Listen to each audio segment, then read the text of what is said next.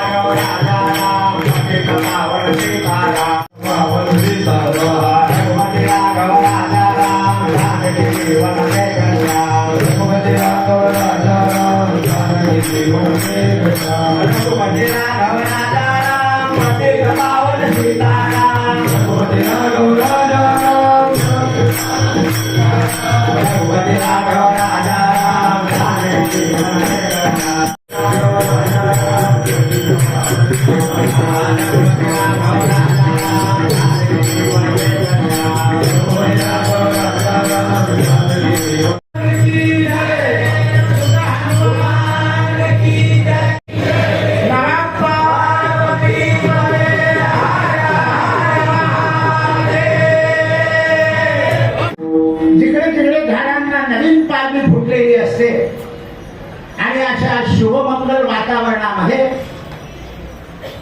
भगवान रामचंद्रांचं प्रागट्य झाले। आता बालकथा आपल्याला सगळ्यांना माहिती आहे। राजा दशरथ सत्यवादी सत्यप्रतिज्ञ असून सुद्धा राजा दशरथाच्या घरी संतती का नव्हती याला कारण आहे। 3 तप झाले तेव्हा कौसल्या, सुमित्रा आणि कैकेयी ह्या शुद्ध झाल्या आणि सगळी अयोध्या वशिष्ठाला प्रार्थना करायची, महाराज तुमच्यासारखे गुरु असल्यावर यांच्या घरी पुत्र नाही हे काय? तेव्हा वशिष्ठ म्हणाले, दशरथ राजाच्या मनात जोपर्यंत कामना निर्माण होत नाही पुत्र प्राप्तीची तोपर्यंत मी काही करू शकत नाही। म्हणून वशिष्ठाने एक दिवशी आपला मुलगा आणला आणि त्या मुलाला रडवलं। दशरथ राजा म्हणे, वा गुरुपुत्र का रडतो? तो म्हणतो म्हणे की तुम्हाला शिष्य आहे, मला शिष्य कोण राहील? दशरथ राजा म्हणे, मग मला मुलगा झाला पाहिजे म्हणे। हो, मग कौशल्या म्हणे, महाराज तुम्ही यज्ञ करा ना। मग यज्ञ ठरला, पण वशिष्ठाने दशरथ राजाला असं सांगितलं की तुला एक स्वप्न पडेल आणि ते मला सांगायला आहे। दृष्ट स्वप्न पडले दशरथासी। दशरथ राजा सकाळी उठून वशिष्ठांकडे गेला, महाराज मला वाईट स्वप्न, मारून आणावे 3 पशु। तू काय कर म्हणे, आज शिकारीला जा आणि 3 पशु मारून आण। राजा शिकारीला गेला, दिवसभर शिकार पाहिली, शिकार मिळाली नाही म्हणून एका झाडाखाली बसला। हा श्रावण बाळ आई वडिलांना तीर्थयात्रा करायला घेऊन गेला होता आणि अयोध्या हे त्यांचंच गाव होतं, शरीरच्या पलीकडे राहत होतं। म्हणून आई वडिलांना तहान लागली रात्री, म्हणून शरीर नदीवर पाणी घ्यायला गेला। त्या चंबूचा बुडबुड आवाज राजा दशरथानं प्राणी समजला आणि शर आला दो धावून आला काळ।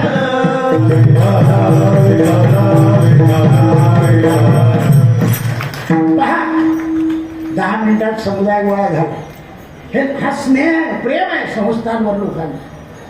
10 मिनिटापूर्वी किती सुटसुटाट होता।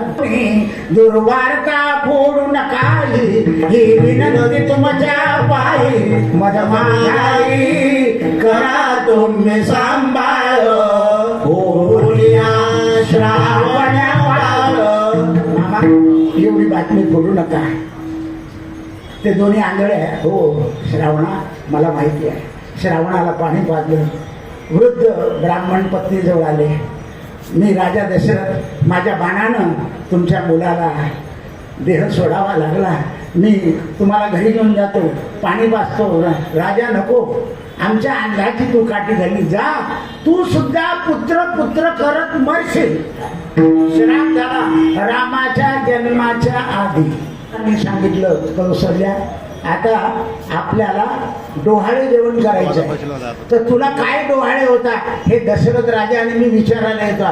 तेव्हा कौशल्या ध्यानात बसली होती आणि कौशल्या काय म्हणते, आणारे धनुष्य मारीन रावणा, कारण तेव्हापर्यंत रावणानं थैमान घातलेलं होतं आणि तो राजा दशरथाचा पराक्रम होता, पण तितक्या लांब जायचं नव्हतं. वशिष्ठांनी सांगितलं तू तिकडे जाऊ नको, तू दिग्विजयी झालाय, आता तिकडे जाऊ नको. नाही तर दशरथाने संपवला असता.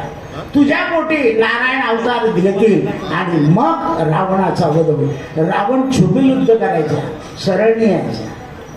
आणि त्यामुळे नाही तर रावणाला पकडायला काही वेळ लागली नसते.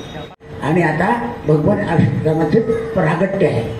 चैत्र शुद्ध नवमी भानुवासरी, रविवार होता, पुनर्वसु पुष्य नक्षत्री.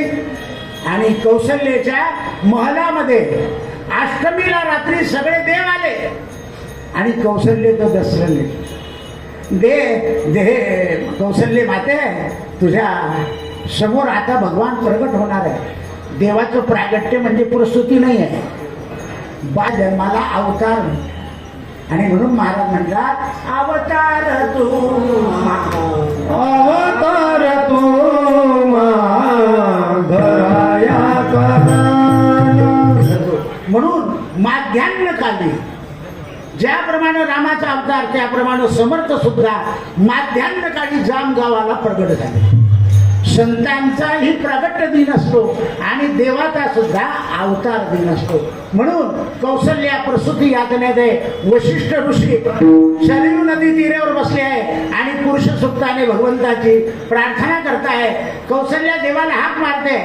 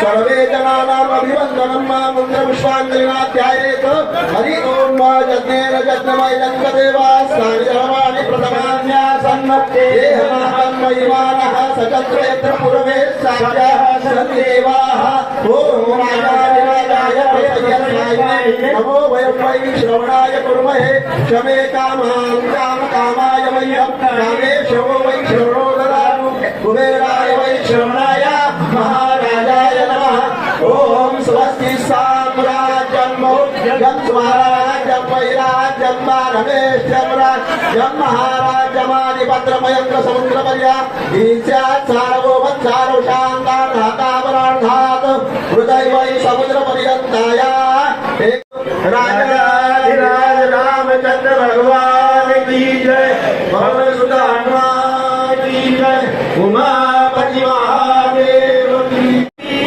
समर्थ